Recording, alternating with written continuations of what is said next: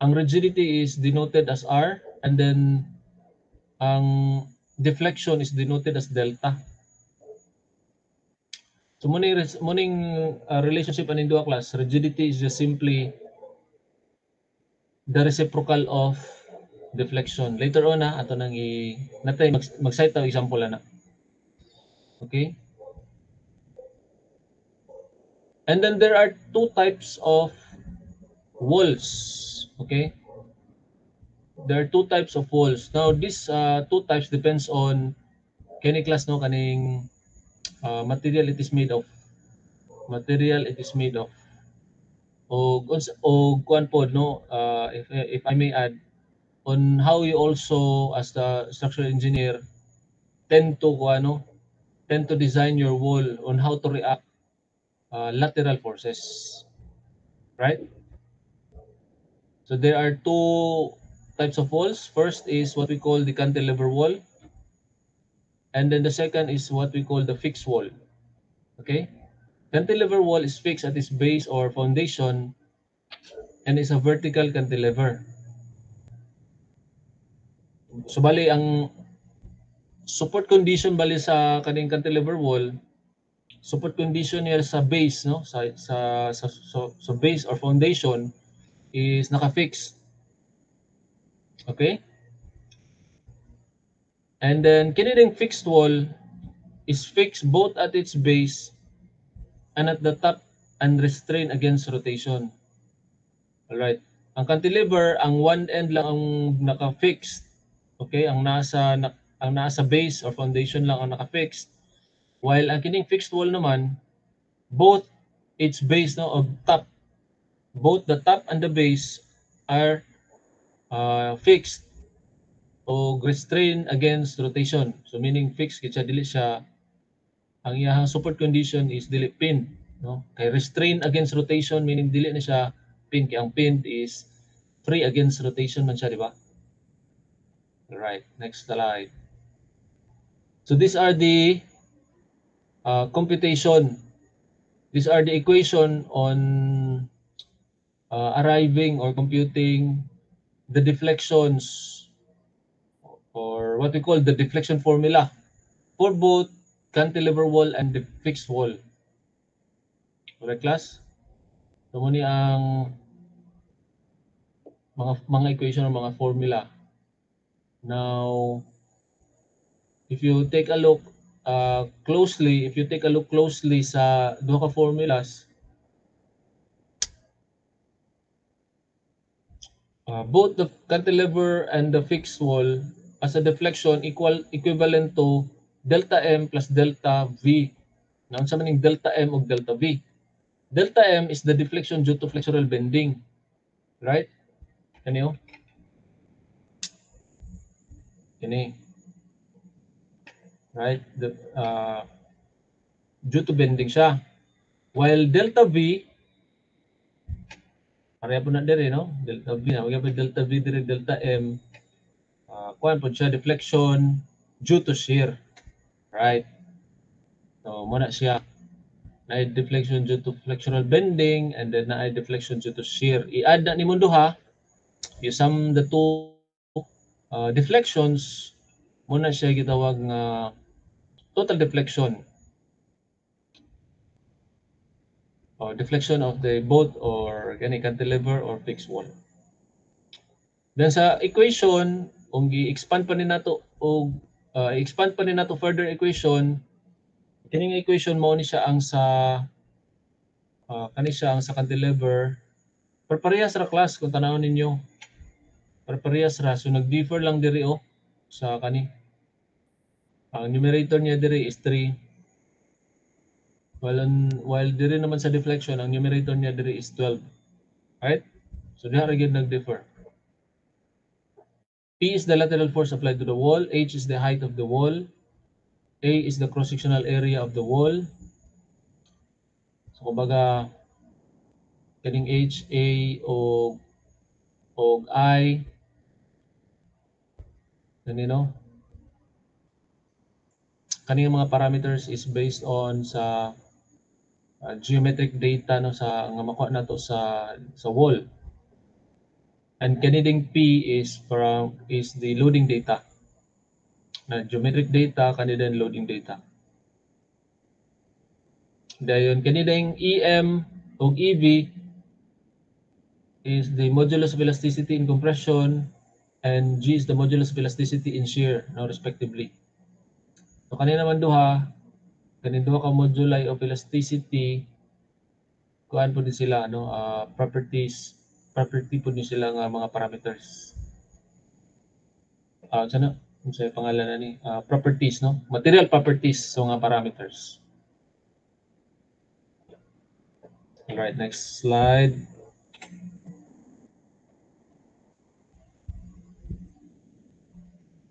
So this is the representation. Kuan nga representation, no? Exaggerated representation on how the cantilever wall and the fixed wall react on lateral forces. So bali lahi-lahi ang iyahang modality class, no, sa deformation. So kining duha, no, the first two are for cantilever wall nga deformation. So ang behavior sa flexural deformation would look something like this, ko. Ana mo sa mo ang iyahang deflection is like musway siya, but ang top maoy ko mura og naa dito ang dako nga deflection. Although namagid sa top ang pinakadako nga deflection, pero you know di ba? You know the difference. Basta bending or flexural deformation nani itsura. While ang shear naman is mura siya og uniform ang iyahang mura siya og ni slide ba, ni scoot over, mura ni slide siya sa ang iyang pag-sway towards to the right. Okay na. So murag inyong ma-distinguish ang iyang ang duha ka modality sa deformation aning duha, no? For both flexural deformation and shear deformation. Okay. Now, kini namang sa kaning illustration diri sa right side, shear wall deformation for a multi-level fixed wall. So, kung fixed naman, so mukuan gyapon siya, mo deflect. So, mingon ka sir na ay kuan singalan na restrain against kuan siya. Yes, restrain siya class. Muna nga ang iyang deformation na rin, makita nimo siya nga mura siya og yes, fix lagi tuod siya diha sa top. So inyo man ang mga kuan, di ba, manotice diha ba? Tawag ninyo sa inyo ang structural theory or theory of structures nga inani ang behavior basta fix, di ba? So mag-kuan gud ta, mag-drawing gud ta dire. Kung fix ana na sample beam na siya nga ang kuan ni kung simply supported lang ni karon nga beam, ang iyang deflection na is somewhat like mo curve lang siya, di ba? Moana lang pagka-curve na class. Are following? While kung mag-fix naman ka, kung fix pod ni ang kanipod nga beam bali,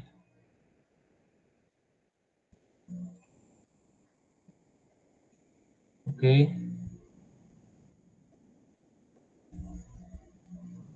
Unsa pod ang behavior sa iyang sa iyang deform nga curve?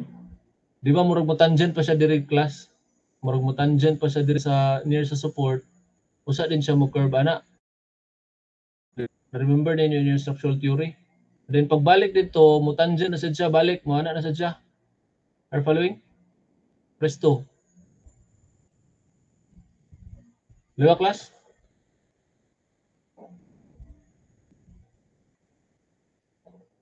So inyo ning na-remember ning nga kuan? Kaning mga deformation sa inyo ang structural theory of structures. Oh, muna po ni siya, inani pud niyo. Inani pud ang behavior kay ngano fix man ni dire. Naka-fix man ni siya dire ay. Naka-fix man ang iyang, imagine niyo naka-fix ni dire sa top as well as dire sa bottom. Di ba mo matong sa definition? Naka-restrain siya or naka-fix siya both sa top ug sa bottom. So kung naay deformation, mura po siya og matangent ba? Dili bitaw siya ingon nga mo curve lang kalit ang pinani nga curve. Mura pa siya og matangent diha. usa din sa mo tangent na siya balik dito kung applyan og lateral forces, lateral loads. Right? Check. Mic 1, 2. Madunggan to ba ko? Okay. So next slide. Klaro na, di ba? Now,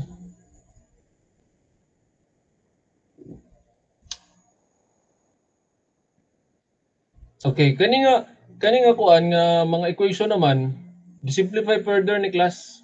Kay naman to equation sa fix, no? Mo man yung general equation na ni bali sa deflection of both cantilever wall and fixed wall.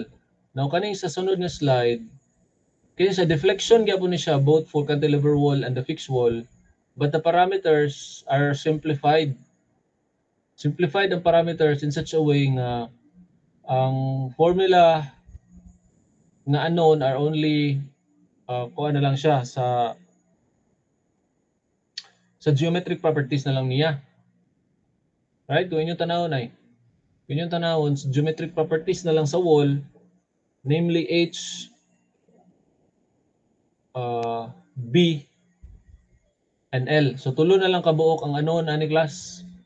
O kanang mga unknowns are all for geometric properties, meaning kung sa kabaga ang wall, kung sa kataas ang wall, o kung sa pud kalapad, width, no? Thickness, width, and height. Di ba? Thickness, length o height. Length ay. Okay, B is the thickness or width of the wall, and the L is the length of the wall in the direction of the force. Okay, B ug H. Then H then is the height of the wall. Now, tulo man na ay. B, H ug L. Right. So timanan gyapon ninyo class. Now, kung inyong tutukan pag-ayo, no? Ang diferensya ra gyud aning duha ka equations ay kanila, no? Kani sa cantilever wall na ang numerator diri nga 4, na ang numerator diri nga 4, o diri dayon sa fixed wall ang numerator niya is 1. Amo ra diferensya niya. The rest are the same ang iyang one equation. Sige lang, later mag-cite example ani. Mag-computer example ani class. Alright. Okay, mo to siya ang sa wall rigidity class. Okay? Or sometimes what we call vertical rigidity. Now, next nga topic or next nga kuan, next nga title is rigid diaphragm analysis. Rigid diaphragm analysis or horizontal rigidity. Now, ang main player naman ani, while dito sa ato ang vertical rigidity or wall rigidity, the main player or main structural element nga kung actor is ang wall. Now, dire naman sa diaphragm analysis, floors naman. Floors dire ang gadalag bida bali. Kay gitawag ba ni siya og horizontal diaphragms. Right? Nay. Floors and flat roofs of buildings are considered horizontal diaphragms. So, saan ito nagbasa ha? So, please bear with me. Designed to distribute lateral loads to the vertical supporting structural elements of the lateral load resisting system such as shear walls or frames. Okay, sabali mo'y mupasa sa loads, no, vertical loads. Padulong dito sa lateral load resisting systems. Right? Ang lateral load resisting systems, pinabalik-balik nako are both walls o columns. So, mamanay mga kuha niya, mamanay mga main player sa lateral load resisting system. A diaphragm is considered to be rigid or flexible. I think na-mention ko na ni, napaagian lang nila kung mention na itong last nga discussion na to regarding sa katong plan irregularity dito class. I hope you still remember nga natin na-mention dito nga gitawag og rigid diaphragm o flexible diaphragm. Two types of diaphragm. Alright? Na ay rigid diaphragm ug napoy flexible diaphragm. Right? Go-work out siguro ning rigid diaphragm. Di ba? Unya kini ding flexible diaphragm. Kuan siguro ni siya, wala ra ni. Siguro ni kun og Netflix kay flexible man kay diaphragm. Class.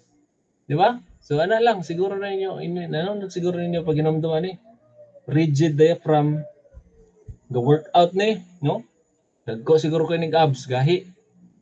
Flexible, humok na. Ano lang good, naon lang ninyo pagkuan para may hinumduman ninyo class. All right. A diaphragm which is idealized as rigid is typically solid concrete slab. Diya giday. Concrete slab, solid concrete slab. So rigid gid siya kay saynan kag kuan concrete good. Or metal deck slab. Pagka sa to gitawag na to og kuan, steel deck, concrete on metal deck slab. So rigid na siya. Having a span to depth aspect ratio of 3 or less. Okay? A rigid diaphragm analysis assumes that the diaphragm is sufficiently stiff to retain its form and engage the vertical elements based on their stiffness or rigidity. Okay, mind you, na po yung flexible class, pero kani mo kung flexible, dili kani siya common sa tuwa kay ang ato man is usually solid concrete slab man gud ang ato ang ginagamit, di ba? Solid concrete slab naman gud ta diri labi na nga to ang construction methods diri. Pero kato kung mga giingon nga sa ubang mga lugar kung kuan gani ila kung ang ilahang floor system nila or roof system nila are kuan made out of structural nga mga wood. Di ba? Na naman po yung mga gipang engineered anak nga mga structural wood. So pwede to nato siya ma-classify as flexible. Flexible to siya class nga diaphragm. Okay. All right. Dire, rigid diaphragm ta mo focus. Kay mo lagi na akong giingon. Mo man ni common gud kayo nga practice sa tuwa dire no sa setting nato. Kay nana labi na reinforced concrete RC. So RC gid pud na ang ato ang kuan.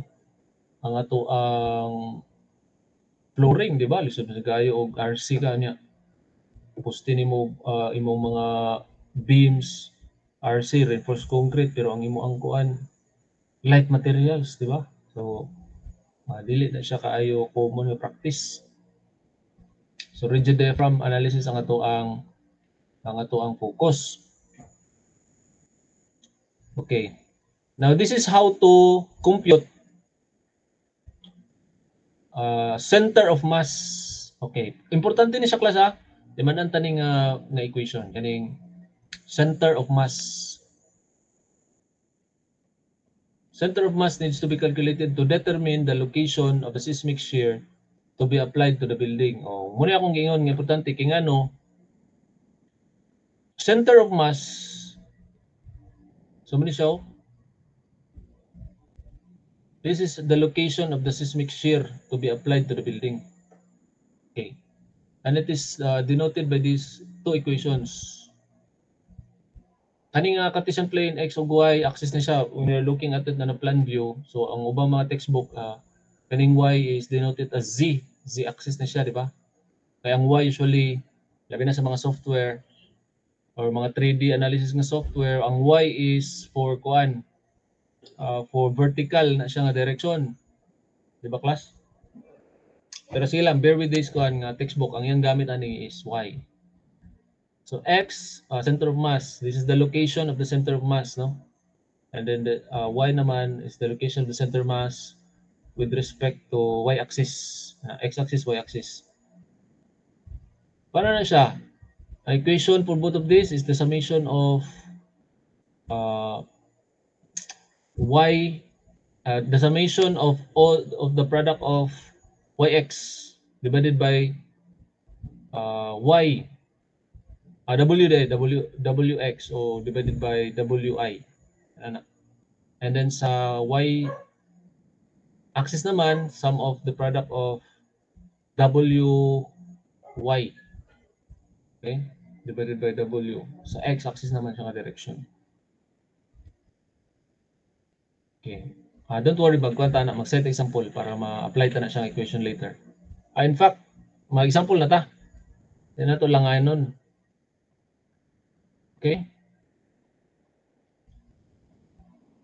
Wala lagi tayo example dito sa kuan rigid diaphragm. Mag-follow pa man siguro class tempa ha. Una ni siya ang computation sa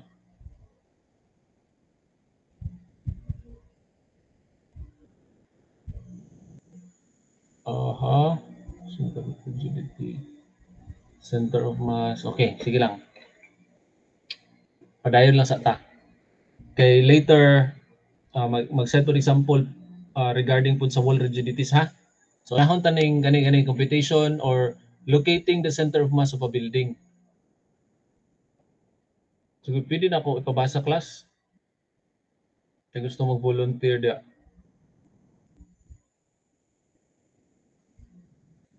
Kaya para inyo na kung tingog ako mabatian, dili na pud kay sige lang imong tingog ako mabatian sir. Pabasa na sa nato be. Kaya gusto mag-volunteer dia. Randomize lang nako i-randomize lang nako. Ang kuanan, ang matugpahan ani akong mouse. Sige, randomize lang ako. Okay. Sugadol. Hythem ang pangalan nimo? Hythem? Tama ba? Sugadol. Okay, pwede nimo basahon eh. Loud and clear nga pagkabasa ha.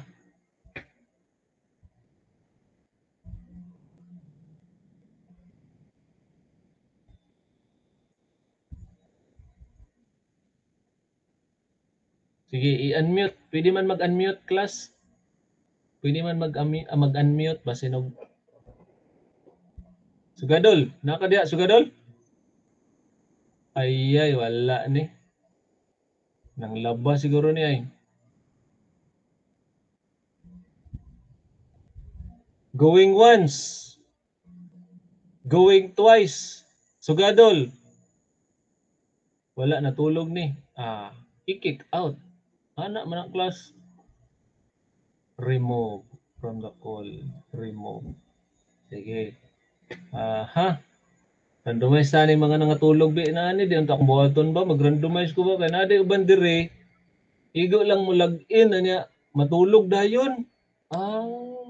Di turn in ba na si Sugadol dire sa ato ang quiz? Ni turn in man sad siya. Abi tanan ako ba? Siguro po di siya ni turn in ba? Ano wala naman ni siya? Buhi pa ba to siya class?